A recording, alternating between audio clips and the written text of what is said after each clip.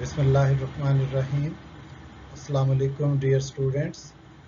आज हम नस्ट का जो एफएलपी कर रहे थे उसके सेकंड लेक्चर को रिकॉर्ड कर रहे हैं और उम्मीद है कि पहला लेक्चर आपने समझ लिया होगा और मुख्तलिफ चैप्टर्स के जो फार्मूले वगैरह हैं उनको याद करना बहुत ज़रूरी है। बग़ैर फार्मूलों के याद किए फ़िज़िक्स का टेस्ट कभी भी आप अच्छा नहीं दे सकते।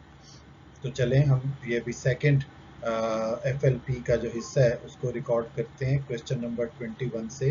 याद रखें कि ये तमाम क्वेश्चन जो हैं इससे पहले ये नस्ट के पेपर्स में आ चुके हैं। क्वेश्चन नंबर 21 है, when two bodies are moving in opposite direction with velocity v, then their relative velocity is। relative velocity में अगर कोई दो ऑब्जेक्ट्स एक दूसरे के ऑपोजिट डायरेक्शन में मूव कर रहे हों तो उनकी वेलोसिटीज आपस में ऐड हो जाती हैं। और अगर एक ही डायरेक्शन में मूव कर रहे हों तो फिर उनकी वेलोसिटीज आपस में सब्ट्रैक्ट हो जाती हैं। ये रूल याद रखना है आपने। तो अगर v वेलोसिटी दोनों ऑब्जेक्ट्स की और वो एक दूसरे के ऑपोजिट हैं तो इसका आंसर बनेगा 2v। ये जो बी ऑप्शन में लिखा हुआ आंसर ये बनेगा। उसकी एग्जांपल ये है कि जैसे दो गाड़ियों का एक्सीडेंट होता है तो आमने सामने से जब हेड ऑन कोलिजन होता है तो नुकसान ज़्यादा होता है। उसकी वजह क्या है कि अगर एक गाड़ी की स्पीड 50 किलोमीटर पर आवर थी और सामने से आने वाले की भी 50 किलोमीटर पर आवर थी तो उनका जो कोलिजन है वो इम्पैक्ट देगा 100 किलोमीटर पर आवर के कोलिजन का, इसलिए उसमें नुकसान जो है वो ज़्यादा होता है। और अगर एक ही डायरेक्शन में चलते हुए कोलाइड करें तो फिर रिलेटिव वेलोसिटी के लिए दोनों की वेलोसिटी सब्ट्रैक्ट हो जाती हैं। जैसे पीछे से कोई गाड़ी आई, वो 80 किलोमीटर पर आवर पे चल रही थी, आगे वाली जो व्हीकल है उसकी स्पीड 60 थी, तो इनका जो डिफरेंस है वो 80 माइनस 60 20 का इम्पैक्ट आएगा इसमें। तो इसलिए ये इम्पैक्ट क्वाइट लेस होगा as compare to head on collision जिसमें रिलेटिव वेलोसिटीज ऐड हो जाती हैं। क्वेश्चन नंबर 22 है, gravitational pull of earth on the object is its real weight. C option correct है इसकी। Question number 23, kinetic energy of rotation E of a spinning is related to angular momentum L। तो इसके साथ अगर हम relate करें तो options को नीचे देखें तो E को लेफ्ट साइड पे लिया हुआ है, तो आप फिर E का फार्मूला लिख लें, हाफ आई ओमेगा स्क्वायर। अब इसमें एंगुलर मोमेंटम का फार्मूला बना, वो ऐसे कि ओमेगा स्क्वायर लिखा है तो आई ओमेगा इनटू ओमेगा। तो अब ये जो आई ओमेगा है ये एंगुलर मोमेंटम का फार्मूला बन गया, ये वाला I omega. Now you can write half L omega या L omega by 2। E is equal to L omega by 2, that is D option आपकी करेक्ट हुई। क्वेश्चन नंबर 24 है, the radius of two fog droplets has a ratio 2:3। The ratio of their terminal velocities will be. तो terminal velocity directly proportional है square of the radius के, तो इसलिए यहाँ पे 2 का भी स्क्वायर हो जाएगा और उसकी रेशो में 3 का भी स्क्वायर हो जाएगा, तो ये बन जाएगा 4:9। So A option is correct. Question number 25, if the fog droplet is at rest at the maximum height then the drag force is. Drag force वो फोर्स है जो ड्रॉपलेट को नीचे गिरने से रोकती है। इसका मतलब है कि इसकी डायरेक्शन नीचे से ऊपर की तरफ है, ड्रैग फोर्स की डायरेक्शन, और इसके वेट की डायरेक्शन ऊपर से नीचे की तरफ है। तो अगर ड्रॉपलेट मैक्सिमम हाइट के ऊपर रेस्ट पे है तो इट मीन्स के ड्रैग फोर्स ने इसको ऊपर की तरफ पुश किया हुआ है, उठाया हुआ है। तो ए ऑप्शन करेक्ट होगी, drag force is maximum. Question number 26. The two spring mass systems shown in the figure oscillates with a time period t. If one spring is used, the time period will be, ये दो spring आपको लगे हुए नजर आ रहे हैं, इनके नीचे वेट हैंग किया हुआ है। तो अगर हम इसको हटा के एक स्प्रिंग को यूज करें तो इसके लिए पहले स्प्रिंग कांस्टेंट कैलकुलेट करना पड़ता है। ये देखें, मैं स्प्रिंग कांस्टेंट ऐसे कैलकुलेट करेंगे कि इसमें हम एक एफ फोर्स इसके साथ अप्लाई करते हैं, तो हुक्स लॉ के मुताबिक एक्स डिफ्लेक्शन होती है, उसमें एक्स एक्सटेंशन होती है। अब अगर हम एक स्प्रिंग कर देते हैं तो ये इसके साथ आप लिख लें कि ये आपने दो स्प्रिंग के लिए एक्सटेंशन नोट की है। तो अगर हम एक स्प्रिंग करते हैं, वही फोर्स अप्लाई करते हैं, तो फिर के चेंज हो जाएगा, इसको के प्राइम कह दें। और एक्स कैसे चेंज होगा कि दो स्प्रिंग में अगर एक्स एक्सटेंशन थी तो एक स्प्रिंग में उसकी हाफ आएगी, क्योंकि वो टोटल एक्सटेंशन जो है वो दोनों स्प्रिंग्स के अंदर मौजूद थी, तो एक स्प्रिंग हटाने से एक्सटेंशन हाफ रह जाएगी। अब आप ऊपर वाली एफ की वैल्यू यानी के एक्स वापस इस इक्वेशन में पुट कर दें एफ की जगह, तो के प्राइम का आंसर आ जाएगा इन टर्म्स ऑफ के। सो के एक्स इज इक्वल टू के प्राइम इंटू एक्स बाय 2। तो यहां से हम इसको कलर चेंज करके समझा देते हैं। x दोनों साइड से कैंसिल हो गया, तो 2 को दूसरी तरफ शिफ्ट करें, 2k इज इक्वल टू के प्राइम। तो k प्राइम पहले आपने कैलकुलेट कर लिया 2k। अब टाइम पीरियड के फार्मूले में पुट करें। टाइम पीरियड है t is equal to 2 pi under root m by k. जब आपने एक स्प्रिंग लिया तो नया टाइम पीरियड लिख दें, t prime equals to 2 pi under root m by k prime, और k प्राइम इक्वल है 2k के, तो 2 pi under root m over 2k। तो ये जो नीचे 2 आया है, ये अंडर रूट 2, इसको अलग कर लें तो आपके पास जो इक्वेशन बनती है, ये मैं ऊपर ले जाके लिखता हूँ, t prime equals to 1 over under root 2। ये वाला जो अंदर वाला 2 है इसको हम बाहर ले आए, बाकी ब्रैकेट में आपके पास फिर वही फार्मूला बच गया, 2 pi under root m by k, that was equal to t, so it is 1 over under root 2 into t, या t over under root 2।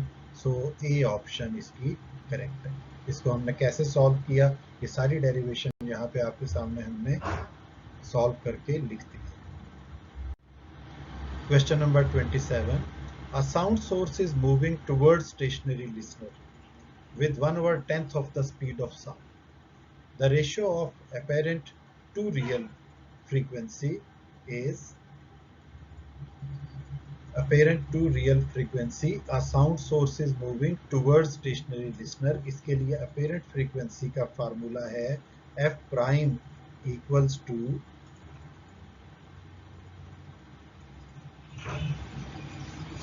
v over v minus, मुख्तलिफ बुक्स में ये मुख्तलिफ लिखा हुआ है, us या a into f,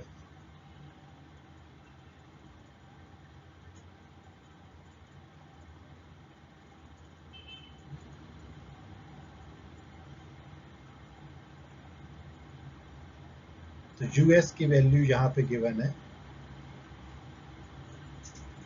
that is 1/10 of v। तो इसका मतलब हुआ कि ये है v by 10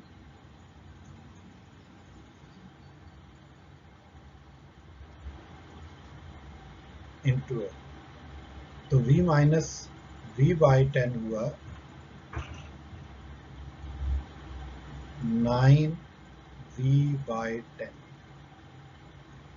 into F. v से कैंसिल हो गया, 10 थर्ड फ्रैक्शन में ऊपर ले जाएं तो ये बन गया 10/9 इंटू एफ। तो ये b और c दोनों में 10/9 लिखा हुआ है, तो ये इसको हम बी को भी ठीक कर देते हैं, सी को भी टाइप करने में शायद इसकी कोई गलती हो गई। तो 10/9 is the answer. Question number 28. A phase difference of 5 corresponds to a path difference in terms of lambda. तो lambda की टर्म्स में 5 का पाथ डिफरेंस या फेज डिफरेंस 5 lambda है सिंपली, यानी 5 वेवलेंथ के equal. So A option is correct. Question number 29. A lens behaves as a converging lens in air and diverging lens in water. The refractive index of the material of the lens is, उसका refractive index 1 से ज्यादा है और 1.33 से कम है।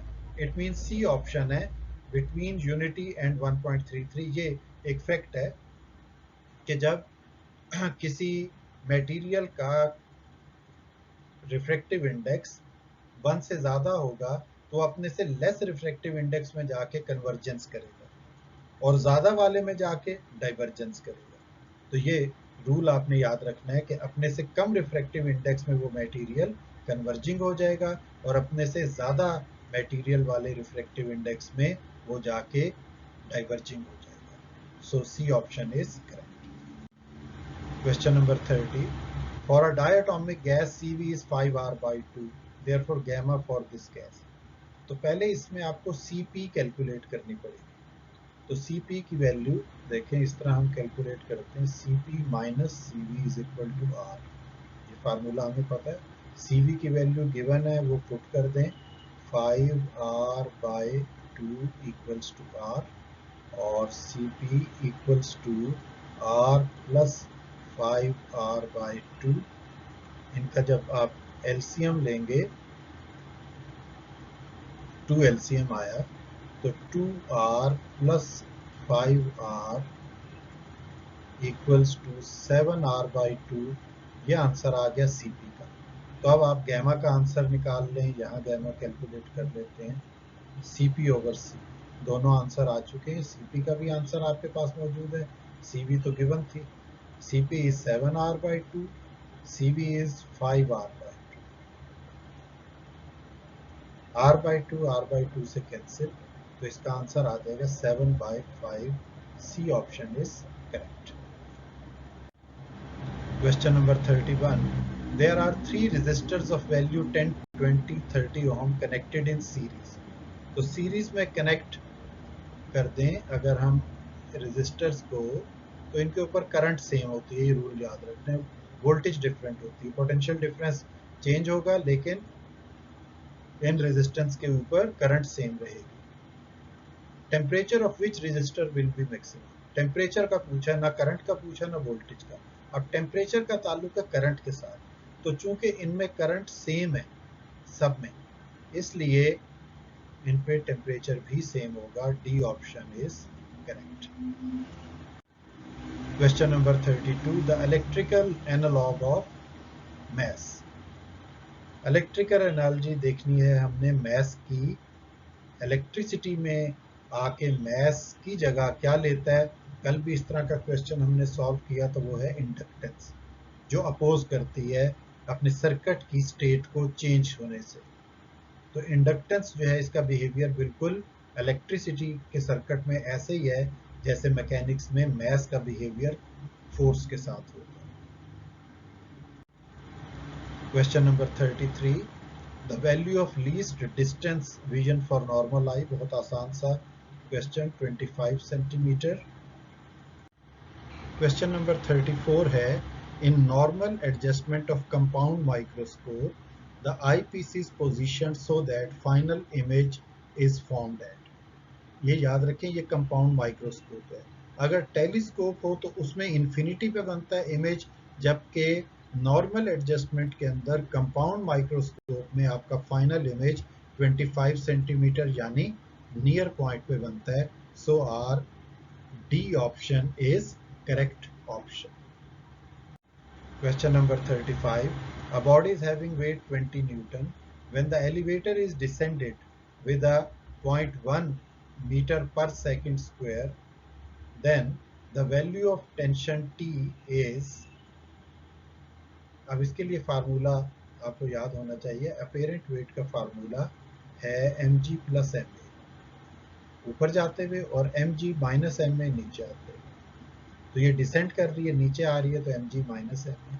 अब आप पहले m कैलकुलेट कर लें। w is equal to mg, sorry, w is 20 newton, g को 10 ले लें थोड़ी देर के लिए, तो m का आंसर यहाँ से आप सिंप्लीफाई करें 2 kg आ।